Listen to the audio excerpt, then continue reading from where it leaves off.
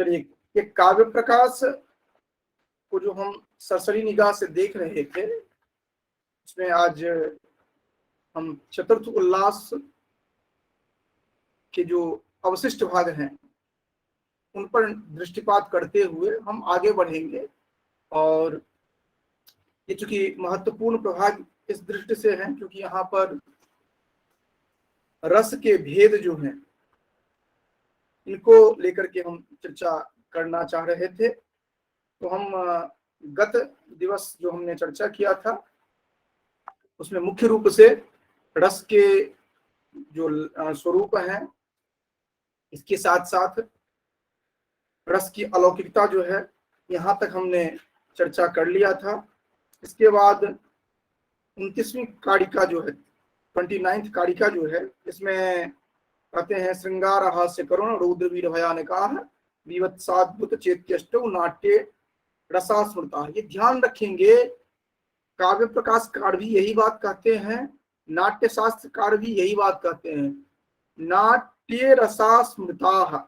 ये अष्टौ नाट्य रसा स्मृता, अर्थात ये जो नाट्य में 8 रसों का प्रयोग किया जाता है, ये एक बात कही जा रही है। जहां तक मानने वाली बात है तो वो नाट्य शास्त्र हो या काव्य प्रकाश हो, मानते हैं 9 रस को। नाट्य शास्त्र में भी 9 रस को मानते हैं और इसमें भी 9 रस को मानते हैं, लेकिन नाट्य में अगर कहा जाए तो 8 ही रस हैं। हालांकि ऑप्शन जब आता है तो भरत के अनुसार 8 ही आप लिखते हैं और इनके अनुसार 9 लिखते हैं, लेकिन मोटे तौर पर आप जानते रहिए जो कि नाट्य में क्यों 8 माना जाता है, क्योंकि नाट्य में 8 को ही माना जाता है। अन्य जो है शांत वो मोक्ष के लिए माना जाता है। ये चीज ध्यान में रखेंगे मूल रूप से। इसके अतिरिक्त आप जब आगे बढ़ेंगे तो अलग अलग आचार्य जो है वहां पर रस की संख्या और भी बढ़ती चली जाती है। हम उस पर नहीं आ रहे हैं, हम केवल यहाँ पर बता रहे हैं जो कि मुख्य रूप से भरत मुनि ने भी जो बताया था, जो कि श्रृंगार रौद्र वीर विभत्स, ये 4 जो रस हैं ये प्रधान हैं और शेष जो हैं इन्हीं रसों से उनकी उत्पत्ति की बात की गई है।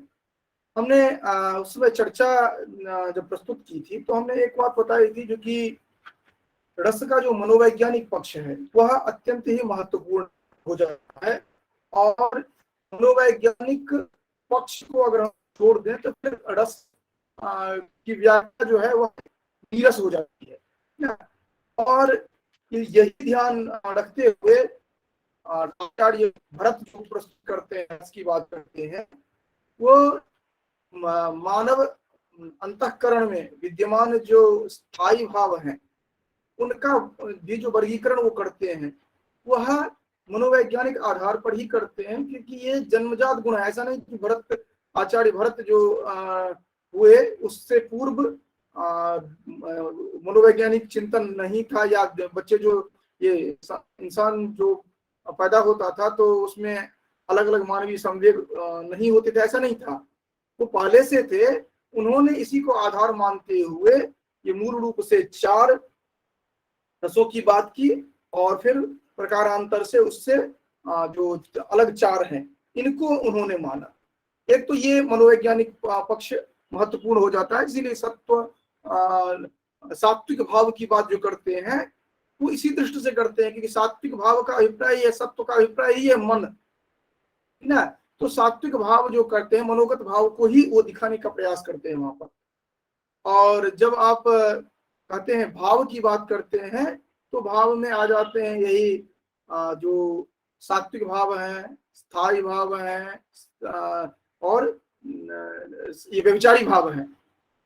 इस तरह हम देखते हैं कुल मिला करके। तो आप और इसके साथ साथ और क्या होता है, जो कि ये जो मनस, अगर इनको आप कंपेयर करें उससे भी स्पष्ट हो जाता है, जैसे कि मनस संवेग जो है मूल प्रवृत्ति जो है, और इसी तरह अगर आप साहित्य शास्त्र को देखें तो भय तथा उसका रस जो है, ये अगर आप देखेंगे तो आपको स्पष्ट हो जाएगा जो कि मनोवैज्ञानिक आधार है। और ये बात मैं इसलिए कह रहा हूं कि जब कभी भी आप तुलनात्मक रूप से अध्ययन करेंगे, जब हम कहते हैं इंटरडिसिप्लिनरी की बात करते हैं, तो दो प्रस्थानों को लेते हैं और उससे आप तृतीय कुछ प्राप्त करते हैं। ऐसा नहीं कि दोनों का तुलना करके रख दिया, जहां वहां पर मनोविज्ञान में ये कहा गया है, साहित्य शास्त्र में ये कहा गया है, और मेरे कहने का कोई मतलब ही नहीं है। मतलब ये है कि जो मनोविज्ञान में जो कहा गया है और साहित्य शास्त्र में जो कहा गया है, ये दोनों एक बिंदु पर आकर मिलते हैं, जिसको दोनों का अगर हम ठीक से अध्ययन करते हैं तो हम विशेष रूप से कुछ नवीन उपस्थापन कर सकते हैं। और वो नवीन क्या उपस्थापन कर सकते हैं कि ये साहित्य अध्ययन परिपाटी के तहत काव्य या कविता के माध्यम से जो वह आप अलग अलग भावों को अभिव्यक्त करते हैं, उन भावों के अभिव्यक्ति के माध्यम से आप भिन्न भिन्न रोगों का निदान कर सकते हैं, भिन्न भिन्न अपनी स्थिति को। जैसे कि आप देखते हैं कि बहुत आप स्ट्रेस होइए और संगीत सुनते हैं तो आप रिलैक्स्ड होते हैं। ये सब जितनी भी बातें हैं वह उसी मनोवैज्ञानिक पक्ष को बताता है। तो ये हमें चिंतन अलग तरह से ये करना होता है, ठीक है। इसके साथ साथ ये जो चार जो बताए गए थे, ये चार क्यों बताए गए, अर्थात आचार्य भरत ने जो मूल रूप से रस चार रस बताया और चार से ही 8 की बात की, ऐसा उन्होंने क्यों किया? तो आप देखेंगे, ये मैं कहीं अन्य जगह से नहीं कह रहा हूं, ये चतुर्थोल्लास में पेज नंबर 97 में अगर आप पढ़ेंगे तो ये स्पष्ट रूप से कहते हैं आचार्य विश्वेश्वर, जो कि रसानुभूति काल में चित्त की विकास, विस्तार, विक्षोभ एवं विक्षेप, ये 4 अवस्थाएं होती है। अर्थात रसानुभूति जो होती है उस समय में चित्त के 4 ही अवस्थाएं होती हैं। या तो चित्त विकास को प्राप्त करता है, या विस्तार को प्राप्त करता है, या विक्षोभ को प्राप्त करता है, या विक्षेप को प्राप्त करता है। ये मनोवैज्ञानिक महत्वपूर्ण आधार है, इसको नोट करके रखेंगे और विशेष रूप से सरिता सारण इस पर ध्यान देंगे, क्योंकि ये जो दिया गया है चित्त अर्थात मन की जो ये अलग अलग अवस्थाएं हैं, ये मुख्य आधार है। अब ये किन किन में किस तरह से होते हैं, क्योंकि क्रम से आप देखेंगे जो कि श्रृंगार में विस्तार होंगे, वीर संदर्भ में विक्षोभ होंगे, श्रृंगार में विकास होंगे, वीर में विक्षोभ होंगे, वीर में विस्तार होंगे, और विभत्स में विक्षोभ होंगे, और रौद्र जो होंगे उनमें विक्षेप होंगे। ये 4 अलग अलग जो चित्त की अवस्था है, उसमें 4 रसों को आप देखते हैं। रसानुभूति के क्रम में आप इन 4 को देखते हैं, और इसी 4 से वो फिर 8 होते हैं। और ये इसकी चर्चा केवल इन्होंने ही नहीं किया है, नोट करना है, सरिता सारण 10 रूपकार भी कहते हैं। तो ये विशेष रूप से देख करके हम ये मनोवैज्ञानिक आधार जो इनका है और उससे हमें क्या आउटपुट मिलता है वो भी हम ध्यान में रखें। वो विभाग को समझने के क्रम में या अनुभाव में जो कहते हैं, जो कि स्थायी भाव रसानुभूति का अंतरंग प्रयोजन होता है, आलम्बन उद्दीपन जो है ये तो बहिरंग हुए। तरह जो आप देखते हैं व्यभिचारी भाव जो देखते हैं वह बाह्याभिव्यक्ति और शारीरिक मानसिक व्यापार है। और जब अनुभाव की बात करते हैं तो वहां पर वही होता है जो कि वह बाह्य रूप में जो प्रकाशित होता है, प्रत्यादि भाव जो है ये अनुभाव के रूप में। तो ये सभी जितने भी देखें या फिर स्थायी भाव और उनके जो अनुभव देखेंगे, ये सभी आपको मनोवैज्ञानिक पक्ष को ध्यान में रखते हुए ही आप इसका चिंतन करते हैं। अब ये 4 जो रस हैं यही क्रम से आकर के क्या हो जाते हैं कि 8 हो जाते हैं। ये 4 जो पहले बताए गए थे इन्हीं में ये हो जाते हैं 8 हो जाते हैं। और किनका होता है ये भी एक लिस्टिंग करने की जरूरत है, क्योंकि ये भी महत्वपूर्ण है। ये हालांकि विषय वस्तु है वहां का नाट्यशास्त्र का जो हमने पढ़ा हुआ है, ये 4 से जो टोटल 8 हुआ है ये यथावत इसी तरह चर्चा करते हैं वहां भी। इसके बाद हम आते हैं जो कि इसके बाद जो तो वहां पर जो चर्चा की गई, श्रृंगारादि भवेद हास्यो रौद्राच्च करुण रस है, वीराच्चैवो चैव अद्भुतोत्पत्ते विवत्साच्च भयानकाः। ये किनसे किनकी उत्पत्ति हो रही है, ये यहाँ पर नाट्यशास्त्र में कहा गया है, जो यहाँ पर टीका में कोट किया गया है। ठीक है।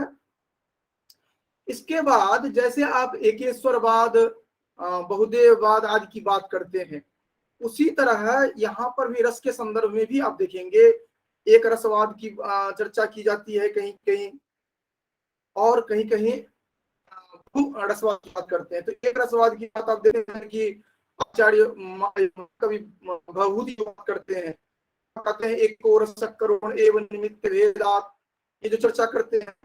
इसी तरह अगर आप भोजराज की बात करें, तो भोजराज श्रृंगार प्रकाश में कहते हैं श्रृंगार को ही मूल रस माना है। ये बहुत महत्वपूर्ण है, इसको देंगे। सरिता सारण तुम भी नोट करके उसको। ये जो है एक रसवाद आचार्य भवभूति मानते हैं, करुण रस को एक ही रस को मानते हैं। ठीक है। ये वो कहते हैं कि करुण रस जो है वही परिपाक होकर के आनंद की स्थिति में आते हैं, और अन्य जो है उन्हीं से निश्चित होने वाले हैं कि उन्हीं में निमज्जित हो जाने वाले हैं कि बुलबुला के रूप में पानी में हो जाता है। जो 12वीं शताब्दी है, ये केवल श्रृंगार को ही रस मानते हैं। इसी तरह साहित्य दर्पणकार की बात अगर करें विश्वनाथ की, तो उन्होंने अपने नारायण पंडित रहे हैं, उनकी उदाहरण और कहते हैं कि वो केवल अद्भुत रस को ही मानने वाले थे। विश्वनाथ भी मान रहे हैं, उनको नारायण पंडित जो थे उनका है जो कि वो अद्भुत रस को ही मानने वाले थे। इसी तरह अभिनव जो है एक भारती में एक बात शांत रस को, तो ये जो शांत रस को है क्लियर नहीं है, है सभी को प्रभा। सर कभी नहीं सर, नहीं आ रही सर, आवाज क्लियर नहीं आ रही, बीच बीच में कट हो जा रही, आवाज क्लियर नहीं आ रही, आ रही है? बीच में क्लियर नहीं आ पा रही सर। बीच में क्लियर नहीं आ रही है जी। अभी क्लियर है? अभी तो क्लियर है जी सर। ठीक है, अभी क्लियर है, ठीक है, वर्तमान में स्पष्ट है, सब ठीक है। अब के बाद क्या करते हैं, जो कि श्रृंगार रस जो है उसके ये भेद बनते हैं। विप्रलंब हम आ रहे हैं, आगे बढ़ रहे हैं लेक्चर में। दो भेद सर आवाज कट रही है। आवाज कट रही है? जी सर।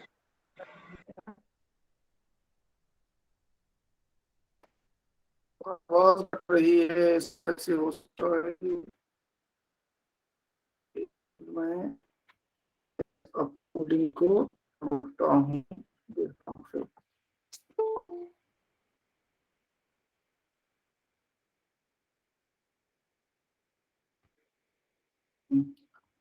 अब आ रही है आवाज?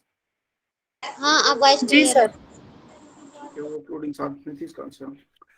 तो यहाँ पर दो लेते हैं, एक तो हो गया जो कि ये संयोग का ही दो लेते हैं, एक तो हो गया संभोग और दूसरा हो गया विप्रलंब। उसी को संभोग को या तो संभोग कहिए या संयोग कहिए, इसके दो लेते हैं। और क्योंकि हम अभी जो चर्चा कर रहे थे पहले, आपको ध्यान होगा ध्वनि की भेद जो बता रहे थे, तो एक असंलक्षित क्रम व्यंग्य हमने बताया था।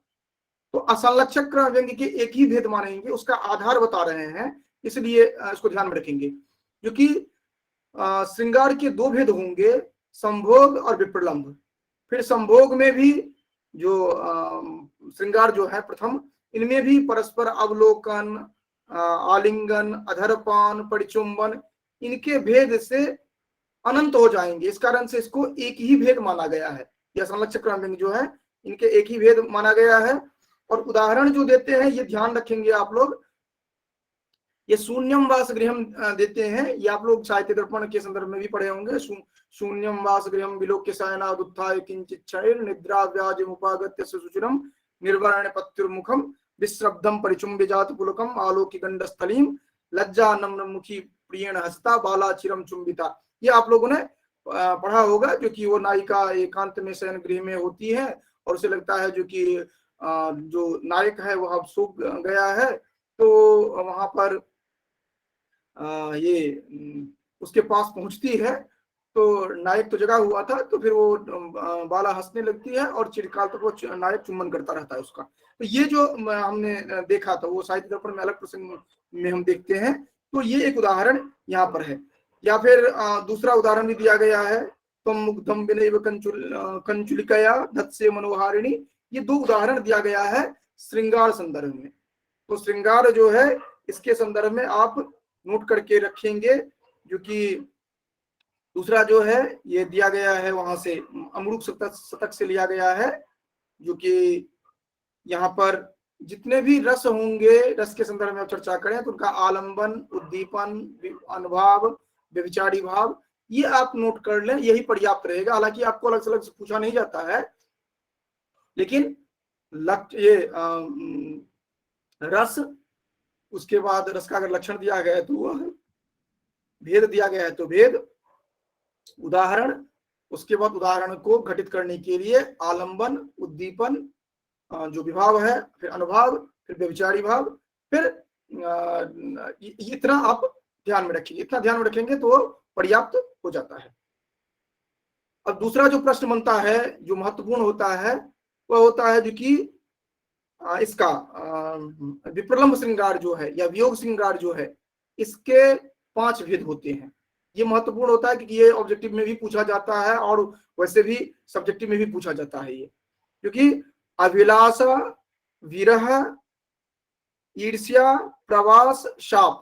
देखिए अभिलाषा, विरह, ईर्ष्या, प्रवास, शाप। अभिलाषा, विरह, ईर्ष्या, प्रवास, शाप, ठीक है। तो ये पांचों जो हैं, ये आप पांचों को आप बेहतर तरीके से समझ सकते हैं, जो कि अभिलाषा कहाँ पर असंभव होती है।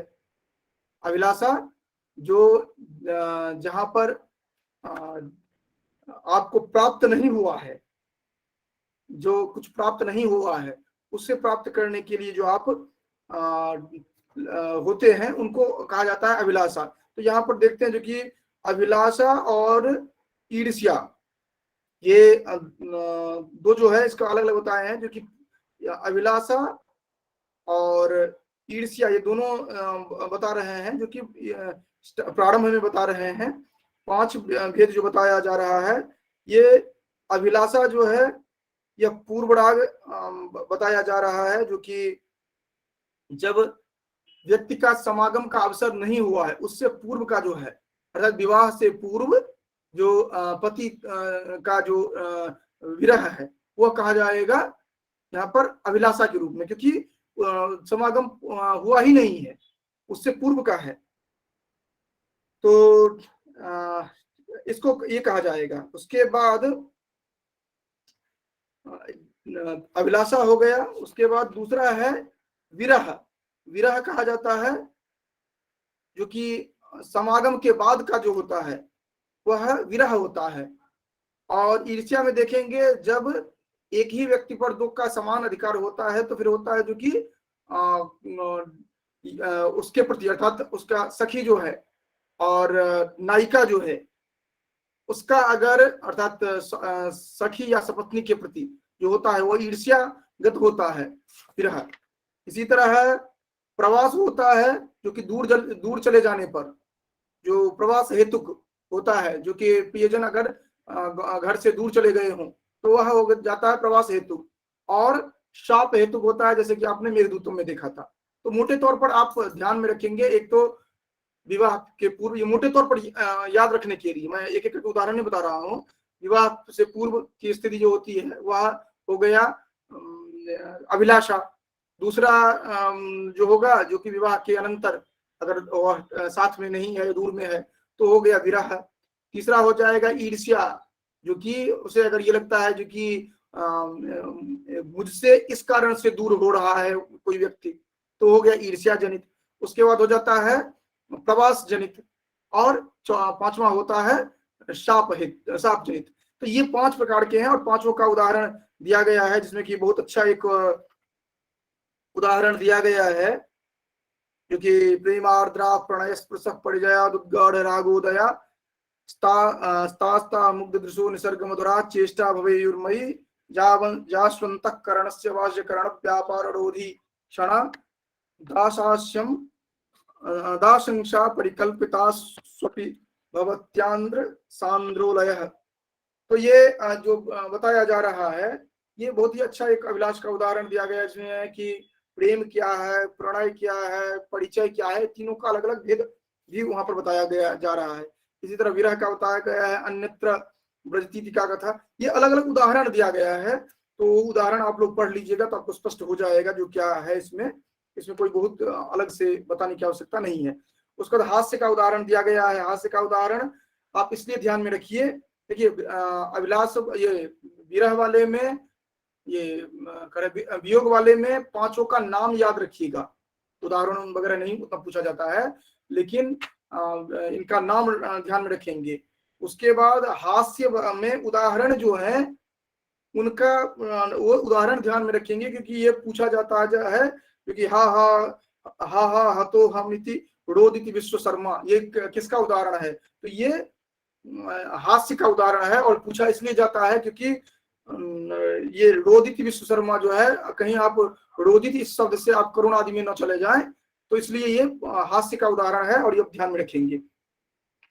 इसी तरह करुण का एक उदाहरण है, हास्य के साथ करुण का अगला उदाहरण दिया गया है, जो कि हा मातस्त्वरिता सिकुत्र किमिदम हा देवता क्वासिशार्थात, वो जो राजमाता की मृत्यु हो जाती है तो जो करुण रस की स्थिति होती है। ये जितने भी हैं सभी का अगर आप उदाहरण ठीक से पढ़ लेंगे ना तो आपको वैसे ही याद रहेगा कि किसका उदाहरण है। ठीक है, तो जैसे हमने अभी संयोग का पहले बताया था, कि संयोग में शून्यम वास गृहम और तुम मुग्धाक्षि विनय कंचुलिकया, ये संयोग में है। और विप्रलम्ब में 5 बताया गया था, जिसमें कि पहला प्रेमार्द्रा प्रणय स्पृशः ये है, दूसरा अन्यत्र विरह वाला उदाहरण है, अन्यत्र ब्रजतीतिका कथा, ये विरह के लिए है। इसी तरह ये प्रवास के लिए प्रस्थानम बलये, ये जो प्रस्थान के लिए है। और त्वामालिख्य प्रणय कुपिताम धातुरागे शिलायाम आत्मानंते चरण परितम जावदिच्छामि कर्तुम, ये शाप से संदर्भित है।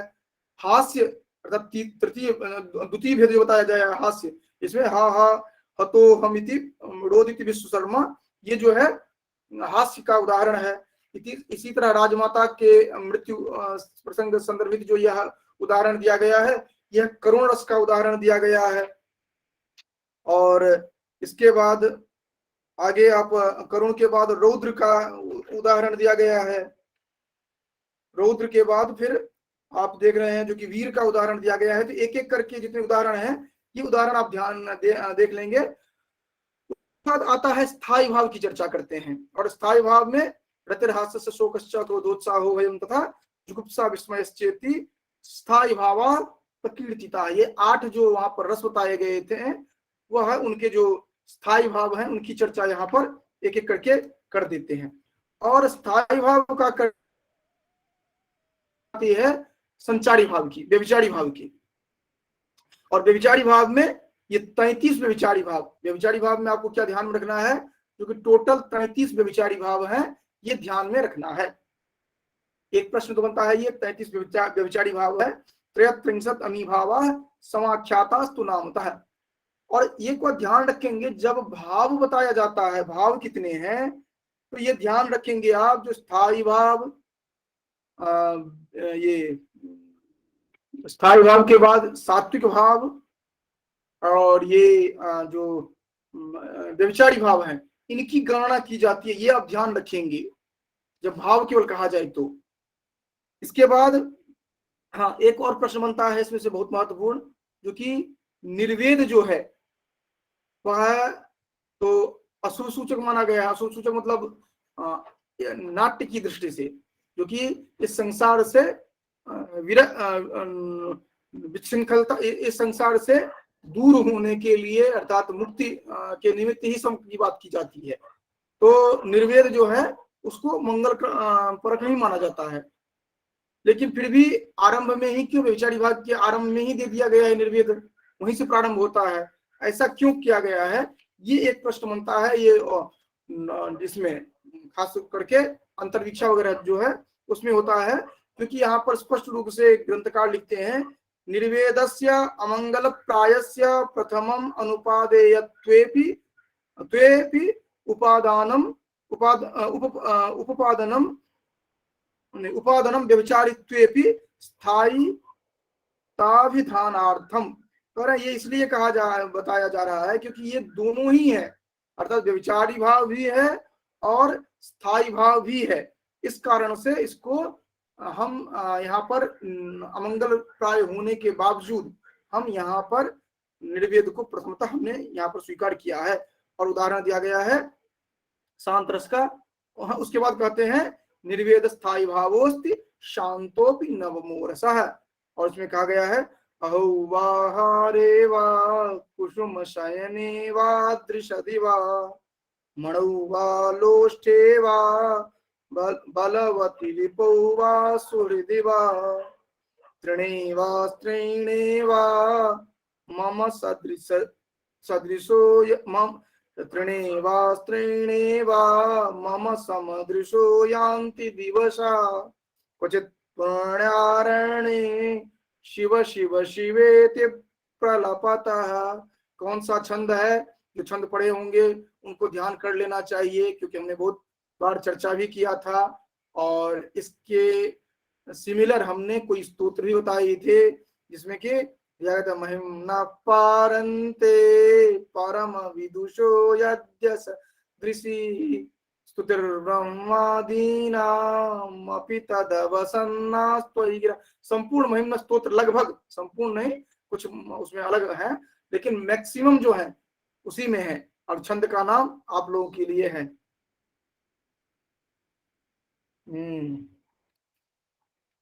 ठीक है।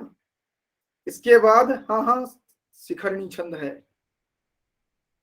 ठीक है। उसके बाद वो वहां भी उदाहरण है, शलापांगां दृष्टिम स्पृशसि बहुशो वे पथुमतिम, या फिर उसका उदाहरण ही देखें, ये लक्षण ही देखें उसी से, क्योंकि जितने भी हमने छंद की बात की है, सॉरी छंद की बात की है, उनके जो लक्षण हैं उनको आप ठीक से उच्चारण करेंगे तो आपको ध्यान में आ जाएगा, है ना। रसई रुद्रश्चिन्ना यमन सभलागशिखरिणी, इसी तरह।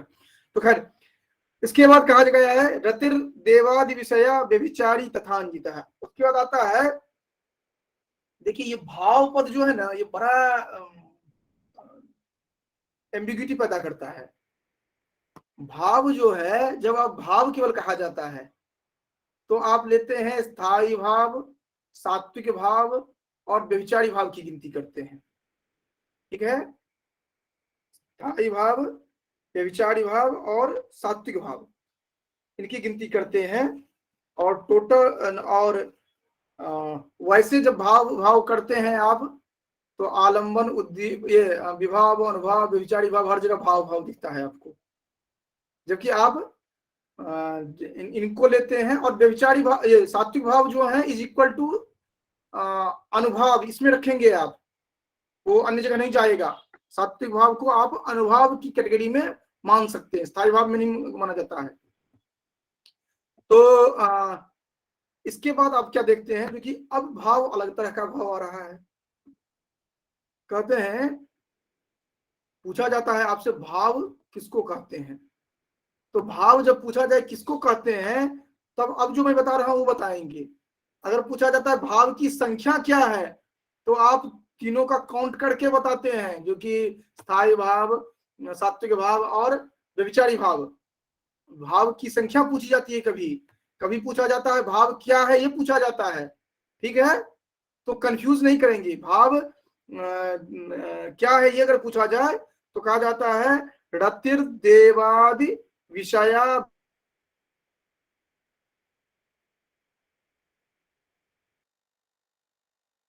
व्यभिचारी तथान्वितः। कह रहे हैं भाव प्रोक्तः, कह रहे हैं कि देवादि विषय जो होते हैं और अंश व्यभिचारी, ये करेंगे खास करके भाव, इसको करो। अंजित व्यभिचारी जो है, अंजित व्यभिचारी जो है ये भी भाव कहा जाता है।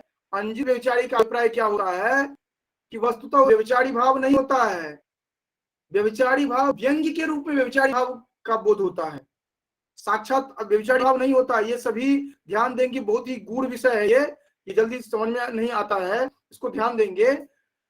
ये कहा गया है क्या, जो कि रतिर्देवादि विषय भाव प्रोक्त, इतना तो ठीक है, समझ में आ जा रहा है। लेकिन पूरा क्या है, रतिर्देवादि विषया व्यभिचारी तथांजितः, रतिर्देवादि विषया भाव, ये तो समझ में आ जा रहा है, जो कि देवता आदि के संदर्भ में अगर रति का प्रयोग करें तो भाव कहा जाएगा। अगर एक नायक नायिका के प्रति अगर रति है तो उसको रस कहा जाएगा, ठीक, रस में आ जाएगा वो। लेकिन अगर वह नायक रति अगर देवता के प्रति हो, अगर आदिपद से गुरु, मुनि, नृप, पुत्र, कांता, पुत्र आदि विषय अगर हो तो यह भाव कहा जाएगा। कांता विषय का होगा तब तो श्रृंगार कहा जाएगा। लेकिन कांता के अतिरिक्त मान लीजिए गुरु के प्रति हो, नृप के प्रति हो, देवता के प्रति हो, राजा के प्रति हो, तो वो भाव कहा जाएगा। लेकिन उसके साथ साथ और भाव को और एक्सपेंड इन्होंने किया है, इन्होंने कहा व्यभिचारी तथांजितः। ये व्यभिचारी तथांजितः ये ऑब्जेक्टिव में भी पूछा जाता है और इंटरव्यू में भी पूछा जाता है। तो व्यभिचारी तथांजितः का अभिप्राय ये है कि देवता आदि विषयक जो रति है उसको तो हम भाव कहते ही हैं, लेकिन अगर व्यभिचारी भाव जो है वो अगर व्यंग्य रूप में बोध हो, डायरेक्ट व्यभिचारी भाव नहीं बोध होगा, व्यंग्य रूप में, उसका उदाहरण देकर के अभी हम समझाएंगे आपको, व्यंग्य रूप में अगर होगा तो अंचित व्यभिचारी भी भाव की श्रेणी में आ जाएगा, ठीक है। और साहित्य दर्पणकार जो चर्चा करेंगे वो भी ऐसे ही कहेंगे, जो देवादि विषय है इस तरह करके चर्चा करेंगे। यहाँ पर आदि पद से देवादि जो कहा गया है, आदि पद से मुनि, गुरु, नृप, पुत्र ये आएंगे सभी, ठीक है। तो व्यभिचार ये भाव जो होंगे उनके दो कैटेगरी हो गए। एक कैटेगरी हो गया क्या, जो कि रति जो है अगर गुरु, देवता, नृप, पुत्र आदि विषयक हो तो उसको हम भाव कहेंगे। इसके साथ साथ व्यभिचारी भाव अगर व्यंग्य रूप में दिखे तो वह भी भाव की श्रेणी में आएगा, फिर व्यभिचारी भाव नहीं कहा जाएगा, रहेगा तो व्यभिचारी भाव, लेकिन अगर व्यंग्य रूप में दिखेगा तो वह भाव की श्रेणी में आ जाएगा, उसे व्यभिचारी भाव नहीं कहा जाएगा। तो ये यहाँ पर है ना, क्योंकि यहाँ का उदाहरण दिया गया है, ये शिशुपाल वध में आपने पढ़ा था, हरत्यघम संप्रति हेतुरेश्य तत्शुभस्य पूर्वाचरितैकृतं शुभै शरीर भाजाम भवदीय दर्शनम व्यनक्ति कालत्रितयेपि योग्यताम। कह रहे कि आपका जो दर्शन हुआ वह हमारे तीनों कालों के जो ये पाप था उसको समाप्त कर दिया है, अर्थात वो तीनों कालों का जो पुण्य है वह योग्यता को प्रकट करता है, अर्थात वर्तमान में पाप का नाश हो गया, भविष्य में मेरा कल्याण होगा और वो पूर्व में भी मुझे पुण्य की प्राप्ति हुई थी, ये इसको बताता है। तो ये जो देवता के विषय में है रति, ये भाव का उदाहरण है। इसके साथ साथ अंजित व्यभिचारी का उदाहरण ये ध्यान में रखेंगे, जाने कोपपरांमुखी प्रियतमा स्वप्ने दृष्टा माया मामा संस्पृश पाणिने तिरुदिति गंतुम प्रवृत्ता पुरः नोजावत् परिणव्य चाटुकशतैराश्वासयामि प्रियां प्रातस्तावदहं शठेन विधिना निद्रा दरिद्रीकृतः। ये है जो कि यहाँ पर वो कर रहा है, जो कि रात में मैंने अपने प्रियतमा को देखा था, वह मुझ पर गुस्साई हुई थी और मैं मनाता रहा और मना ही रहा था कि उसी समय में ये जो दुष्ट विधाता हैं इनके द्वारा मेरी निद्रा को समाप्त कर दिया गया, निद्रा दरिद्रीकृतः। तो विधाता के प्रति असूया जो हो रहा है, विधाता के प्रति असूया का भाव जो है, ये यहाँ पर क्या हो रहा है, अंचित व्यभिचारी है, ठीक है। विधाता के प्रति असूया, असूया क्या है, व्यभिचारी भाव है, लेकिन व्यभिचार, ये असूया तो साक्षात नहीं हो रहा है क्योंकि वास्तव में तो कुछ है नहीं, ये तो व्यंग्य रूप में हो रहा है। कह रहा है कि निद्रा दरिद्री कृता, विधाता ने मेरा निद्रा को तोड़ दिया। तो डायरेक्ट तो कुछ कहा नहीं जा रहा है, लेकिन विधाता के प्रति असूया का भाव है, द्रोह का भाव है। तो इस कारण से यहाँ पर अंचित व्यभिचारी का उदाहरण बनता है। निद्रा, ये विधिना निद्रा दरिद्री कृता जो है, ये ध्यान में केवल आप नोट करके रखेंगे, स्पेशली शशि प्रभा। यहाँ विधाता के प्रति असूया का भाव जो है, असूया का भाव व्यभिचारी भाव है, लेकिन विधाता के प्रति जो असूया का भाव है वह व्यंग्य है यहाँ पर। तो यहाँ इस कारण से वो भाव के श्रेणी में आ गया, न कि व्यभिचारी भाव रहेगा। अब प्रश्न उठता है जो कि हमने कहा था ना, रसादि की बात की थी, तो रस भाव तदाभास भाव शांत्यादि रक्रम, ये जो कहा गया था, तो रस हो गया, भाव हो गया, अब तदाभास की बात आ रही है। तो तदाभास का अभिप्राय क्या हुआ, रसाभास और भावाभास, क्योंकि रस आपने पढ़ा, भाव आपने पढ़ा। अब कह रहे हैं तदाभासा अनौचित्य प्रवर्तिता, तदाभासा अनौचित्य प्रवर्तिता, ये उनके जो आभास की बात की जा रही है, अर्थात रसाभास और भावाभास। तदाभास का अभिप्राय हो गया रसाभास और भावाभास। रसाभास और भावाभास जो कहा गया है, अगर अनुचित रूप में दिखाया जाए रसाभास, तदाभाषा का ये ध्यान रखेंगे, तदाभाषा अनुचित प्रवर्तिता, ये लक्षण दिया गया है, और तदाभाषा का ही अभिप्राय हो गया ये रसाभाषा भावभाषा, दोनों आ जाएंगे इसमें तदाभाषा से, ये ध्यान में हम रखेंगे। क्योंकि रसाभाषा और भावाभाषा, ये रसाभास होना और भावाभास होना, ये कब होंगे, जब अनुचित प्रवर्तिता, जब अनुचित रूप से प्रयोग किया जाएगा रस का तो रसाभास, और अनुचित रूप से अगर भाव का प्रयोग किया जाएगा तो भावाभास। उदाहरण देखिए, रसाभास का उदाहरण दे रहे हैं, बहुत अच्छा उदाहरण है, इसको ध्यान में रखेंगे, आपको वैसे ही हमेशा के लिए याद रहेगा। स्तुमः कं वामाक्षी क्षणमपि विनायं न रमसे, विलेभे कः प्राणान् रणमख मुखे यं मृगयसे, सुलग्ने को यातः शशिमुखी यमालिंग शिवलात्, तपस्वी कस्यैषा मदन नगरिध्यायसि तुयम्। देखिए यहाँ पर श्लोक का अर्थ क्या होता है उसे लेना देना नहीं है आपको, आप कहां पर रसाभास हो रहा है। देखिए वो क्या रहा है यहाँ पर, जो कि ये नायिका की स्तुति कर रहा है, ठीक है, जो कि तुम ऐसी हो, तुम ऐसी हो, तुम ऐसी हो, ठीक है, उसके सौंदर्य का वर्णन कर रहा है। लेकिन इसमें प्रयोग जो कर रहा है वो प्रयोग क्या कर रहा है, स्तुमः, अंडरलाइन कर लेना है, स्तुमः, स्तुमः कम वामाक्षी, हे वामाक्षी तुम्हें कौन स्तुति नहीं करता है, अर्थात सभी स्तुति करते हैं, हम सभी स्तुति करते हैं। और ध्यान रखना है, एक नायक का एक नायिका के प्रति जो प्रेम होता है, रति होता है, वह रस की श्रेणी में आएगा। एक नायक से एक से अधिक नायिका या एक नायिका से एक से अधिक नायक जो है वह रसाभास माना जाएगा, उसे रस नहीं माना जाएगा, ये ध्यान रखेंगे। यहाँ पर स्तुमः पद जो दिया गया है ये उत्तम पुरुष बहुवचन में दिया गया है, मतलब बहुत सारे नायकों की बात की जा रही है। तो इस कारण से यह जो है यह रसाभास की श्रेणी में आ गया। तो ये स्तुमः कम वामाक्षी, आप इतना केवल ध्यान में रखेंगे तो स्तुमः पद से आप रसाभास दिखा सकते हैं। अगर यहाँ पर होता स्तौमी, है ना, जो कि भजा ये स्तौमित्वाम विश्ववंदे मम खलुरसनाम मां कदाचित त्यजेथा, ये प्रयोग वैसे स्तुति में है, क्योंकि स्तौमी पद का अगर प्रयोग किया जाता है तो यहाँ पर अगर स्तुमी हो रहा था तब तो एक नायक है एक नायिका है, श्रृंगार रस में चली हो जाता है।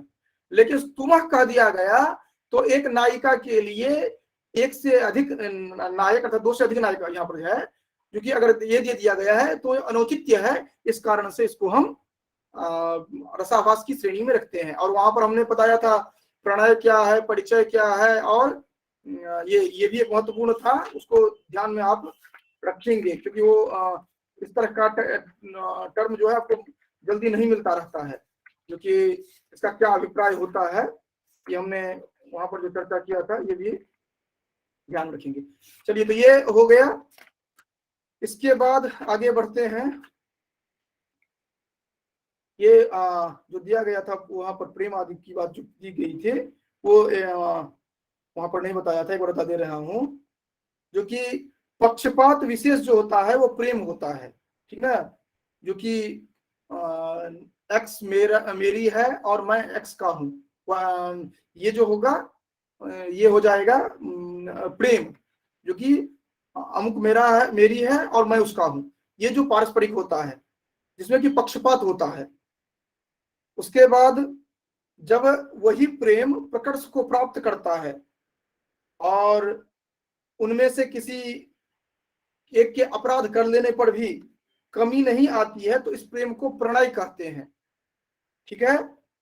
और जब यह प्रणय अधिक देर तक होता है, अर्थात प्रणय की प्रगाढ़ता जहां पर होती है उसको परिचय कहा जाता है, ठीक ना। अर्थात प्रेम हुआ जो कि एक प्रारंभिक स्थिति है, जो कि एक दूसरे को जानते हैं और एक दूसरे के प्रति पक्षपात का भाव होता है। प्रेम जब अर्थात दृढ़ता के साथ आगे बढ़ता है तो वह प्रणय कहा जाता है। परिणय अलग है, परिणय विवाह हो गया, प्रणय हुआ। और प्रणय जब क्लाइमेक्स को पहुंचता था, बहुत ही आगे बढ़ता है वह, तो उसको कहते हैं परिचय, कहते हैं ना, जो कि हम उससे परिचित हैं। तो परिचित हैं वह साहित्य की भाषा में कुछ अलग अर्थ आ जाता है, ये ध्यान रखेंगे। चलिए, तो यहाँ पर स्तुमः पद जो हम किए थे रसाभास में, अनेक कामुक विषयम अभिलाषम, ये स्तुमः पद के द्वारा हो जा रहा है कि अनेक कामुक व्यक्तियों के द्वारा वह चाही गई है। ये इस कारण से रसाभास की श्रेणी में आ गया। और भावाभास के संदर्भ में क्या हो जा रहा है? भावाभास में हो जा रहा है जो कि विभाव, अनुभाव, व्यभिचारी भाव जो है इसको बता रहे हैं यहाँ पर, जो कि सीता इनके प्रति, सीता के प्रति रावण की उक्ति है यह, राका सुधाकर मुखी तरलायताक्षी सास्मेर यौवन तरंगित विभ्रमांगी तत्किम करोमि विदधे कथमत्र मैत्रीम तत्स्वीकर कृतिव्यति करे इवाभ्युपायः, करे कि वह ऐसी है, चंद्रमा के समान सुंदर है, चंचल आंखों से युक्त है, आदि आदि। तो इस तरह की जो वो स्त्री है उसको हम किस तरह से मनाएं ताकि वो मेरी हो जाए। ये जो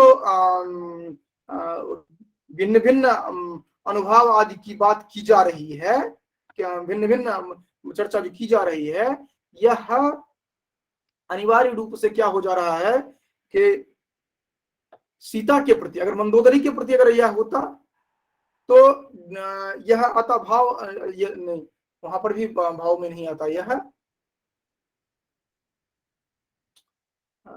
यहाँ पर यहाँ पर भी वो ये,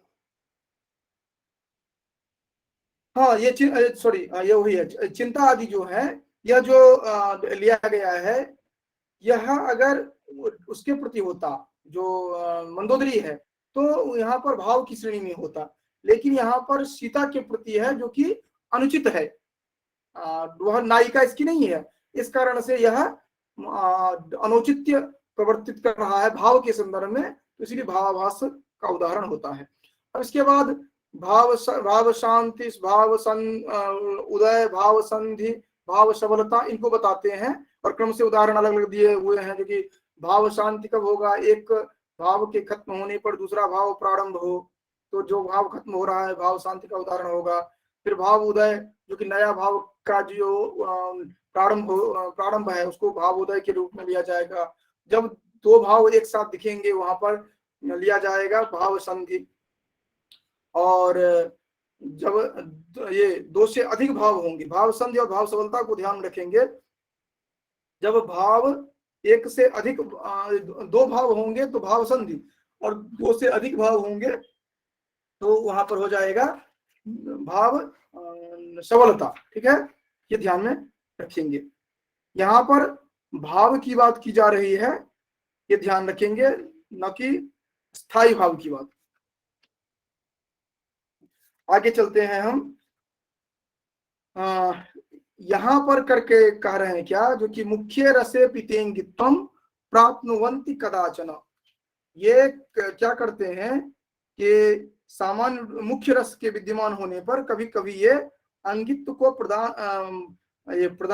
प्रधानता को प्राप्त कर जाते हैं, अर्थात कहीं कहीं वो भाव शांति आदि जो हैं वो प्रधानता को प्राप्त करते हैं, अर्थात वे भाव शांति आदि जो हैं वह किस तरह हो जाते हैं, राजानुगत विवाह प्रवृत्ति जो वृत्ति है उसके समान। अर्थात कहीं कहीं पर क्या होता है, मुख्य रस के विद्यमान होने पर भी ये भाव शांति आदि जो है वह अंगित्व को प्राप्त कर लेते हैं, वो अंगी बन जाते हैं कहीं कहीं।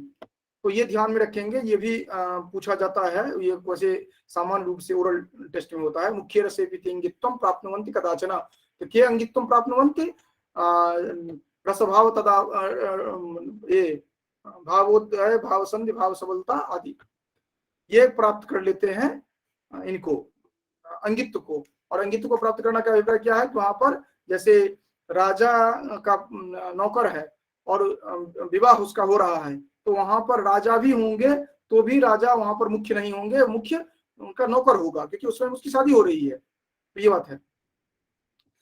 इसके बाद से वो आ जाते हैं किसमें, इसके बाद से आ जाते हैं ये अनुस्वानाभ संलक्ष क्रमव्यंग्य स्थितिस्तुजः शब्दार्थयो भय शक्त्युत्थ त्रिधा सकथितो ध्वनि।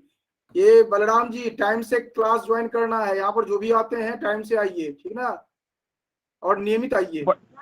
प्रणाम गुरु जी, कुछ हम भागिन के उपनयन हम अनुपस्थित थे, इसके लिए क्षम्यता। और हम 8:55 में लिंक देखे क्लास चालू होने, कोई एक्सक्यूज नहीं है, जो टाइम दिया जाता है वो टाइम में आएंगे, ठीक है। चलिए, तो ये हम अभी तक असंलक्षक व्यंग्य जो है इसको हम देख रहे थे। अब ये अनुस्वानाभ जो है वहां से प्रारंभ हो जा रहा है संलक्षक व्यंग्य, और संलक्षक व्यंग्य को जैसे मैंने बताया था कि उसके भेद प्रभेद, म्यूट करेंगे सभी अपना, बलराम जी।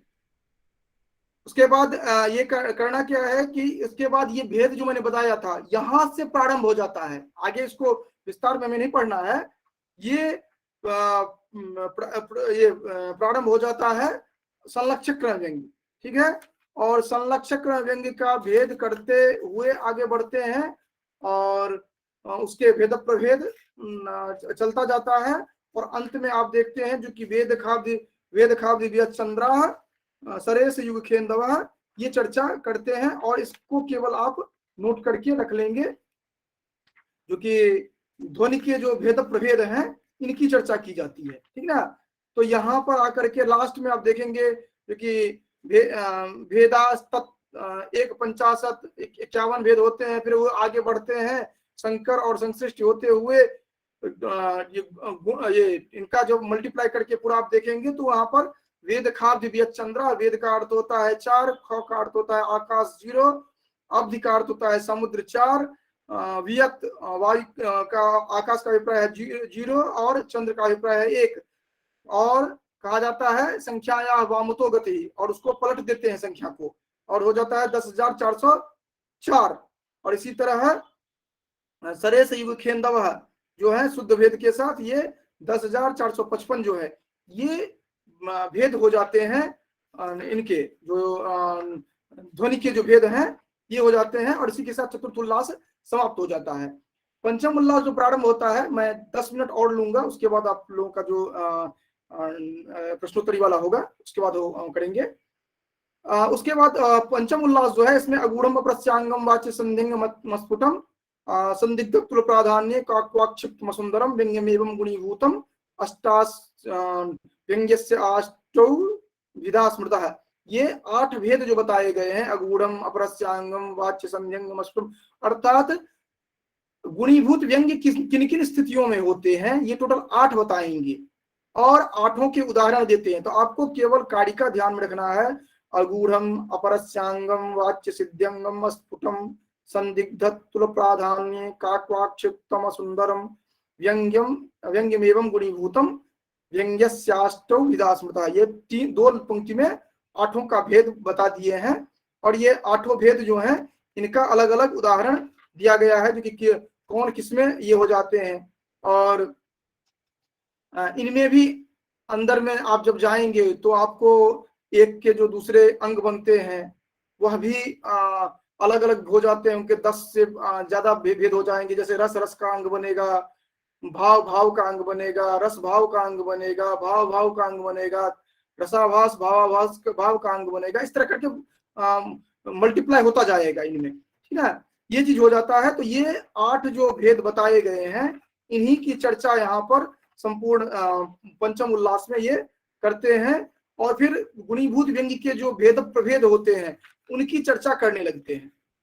तो पंचम उल्लास में जो प्रथम कारिका है वो अनिवार्य रूप से याद कर लीजिए, और संभव हो तो एक टेबल बना लीजिए जो कि ये 8 क्या कहते हैं, 8 की परिभाषा क्या है, परिभाषा मतलब आप कैसे समझा सकते हैं ये चीज। उसके बाद छठा उल्लास में आते हैं। छठे उल्लास में शब्दार्थ, ये शब्द चित्र अर्थ चित्र जो है उसी के संदर्भ में बताया जाता है, तो वो 2 पेज में वो खत्म हो जाता है। इसके बाद जो हम अगले दिन जो हम देखेंगे वो हमारा रहेगा सप्तम उल्लास में रस दोष जो है इनकी चर्चा हम काव्य दोष के संदर्भ में हम चर्चा करेंगे, और उनका कुछ हम उदाहरण कुछ बताने का प्रयास करेंगे। उसके बाद सप्तम उल्लास हालांकि बहुत विस्तृत में है, दोष का एक एक करके भेद प्रभेद बताते हुए उदाहरण देते हुए इन्होंने बहुत लंबा चौड़ा बताया है, लेकिन हम मोटे तौर पर जो प्रश्न होते हैं प्रारंभिक जो कारिका है उनको ध्यान में रखते हुए हम देखेंगे सप्तम उल्लास में। उसके बाद सप्तम उल्लास के बाद हम अष्टम उल्लास में देखेंगे जो कि गुण की बात करेंगे, और गुण में वामन का जो मत रहा है, आनंदवर्धन का जो मत रहा है, ये हम देखेंगे। और वहां पर गुण और अलंकार में क्या अंतर है, क्या उसकी परिभाषा क्या बताई गई है, ये हम देखेंगे। वामन का कैसे खंडन करते हैं ये देखेंगे। और उसके बाद हम संक्षेप में चर्चा करेंगे जो कि नवम उल्लास में शब्दालंकार और दसम उल्लास में अर्थालंकार जो है इनके चर्चा हम संक्षेप में करेंगे। तो कल 8, 9, 7, 8, 9, 10 इनको हम देखने का प्रयास करेंगे। 7, 8, 9, 10 इनको देखने का प्रयास हम कल करेंगे इसमें। और कल काव्य प्रकाश हम समाप्त करेंगे, परसों से हम साहित्य दर्पण पर आ जाएंगे साक्षात, ठीक है। तो इस तरह से हम काव्य प्रकाश के 6ठे उल्लास तक आज हमने देख लिया है।